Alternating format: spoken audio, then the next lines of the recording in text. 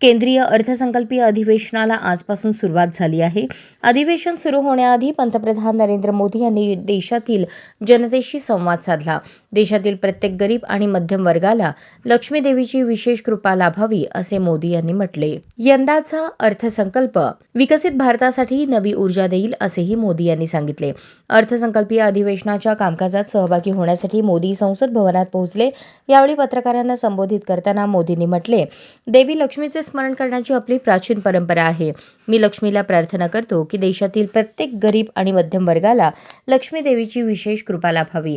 मोदींनी यातून सर्वसामान्यांसाठी अर्थसंकल्पात मोठ्या घोषणा होण्याचे संकेत दिले असल्याची चर्चा आहे. देशातील जनतेने माझ्यावर तिसऱ्यांदा पंतप्रधान पदाची जबाबदारी सोपवली. तिसऱ्या कार्यकाळाचा हा पहिला पूर्ण अर्थसंकल्प आहे. मिशन मोडमध्ये काम करणार आहे. यंदाचा अर्थसंकल्प विकसित भारताला नवी ऊर्जा देईल. 2047 मध्ये स्वातंत्र्याला 100 वर्षे पूर्ण होतील तेव्हा हा अर्थसंकल्प देशाने विकसित भारतासाठी घेतलेल्या संकल्पात नवा आत्मविश्वास निर्माण करेल.